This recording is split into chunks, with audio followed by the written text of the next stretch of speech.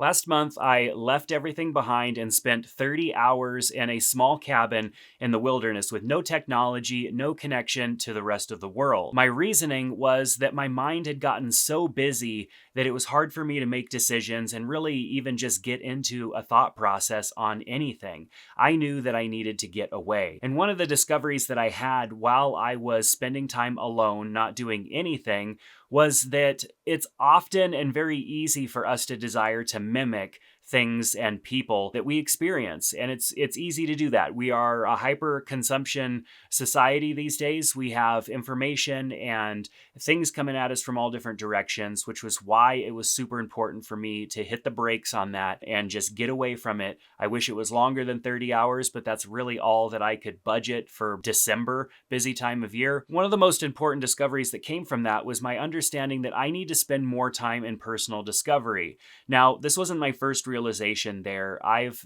dove into that a little bit here and there, and over the last 5 or 6 years have really been better trying to understand myself. And that's really helped me become more comfortable with myself and also with my identity and who I am in this world and what I offer to this world. It's very easy for us to desire to mimic what other people are doing. We have lots of social media platforms where we can connect with an unlimited amount of people, just swiping through until we find one that we connect with. And we can end up desiring to mimic different aspects of their life, whether it be their personality, their belongings, their spouse, their job, whatever it is. We could find ourselves desiring those things and wanting to mimic their life. That's a challenge because mimicking things or playing pretend, it's not sustainable and it's also not authentic for us to desire something that somebody else has and then try to implement that upon our own lives without having the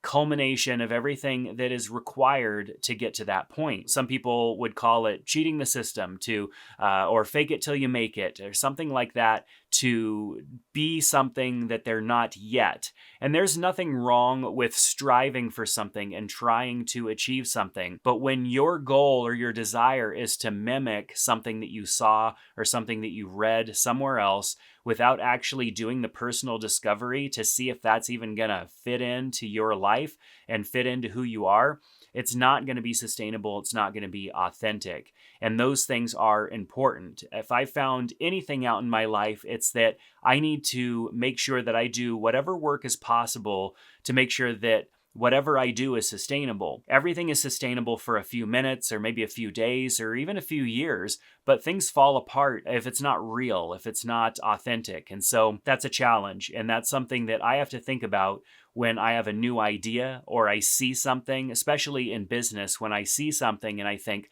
I could do it better than that, or I see the solution to the problem right there. And then I jump into wanting to start a business around that solution without fully understanding why that problem exists in the first place. It's very easy for us to jump the gun and just with an idea, boom, hit the ground running and make change prematurely without really understanding ourselves.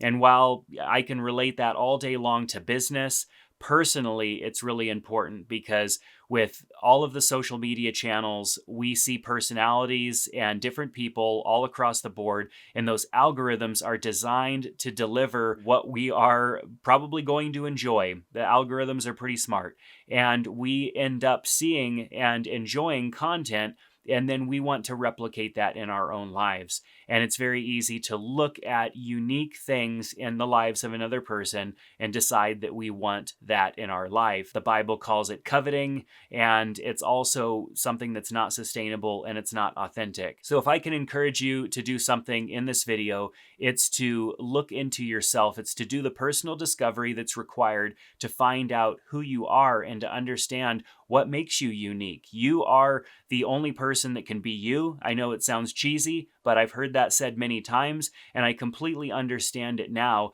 in the sense that a lot of history makes up our lifespan so far. A lot of experiences, a lot of things that we did, or a lot of things that happened to us. All of those experiences culminate into what we are in the moment.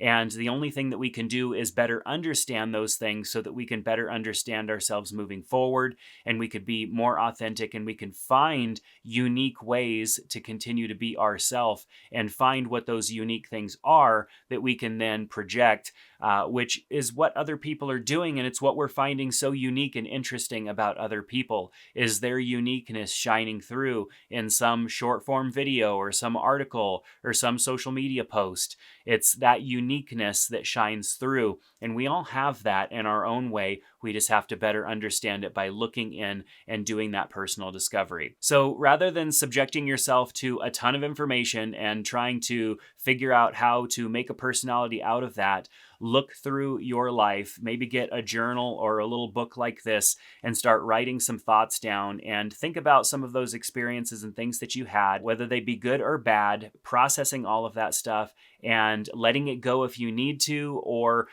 better understanding it if you need to, is important so that you can better be the person that you need to be today and moving into the future. Personal discovery is key. There's a ton of best-selling books on this topic, and perhaps this is why happiness and contentment is so hard to find.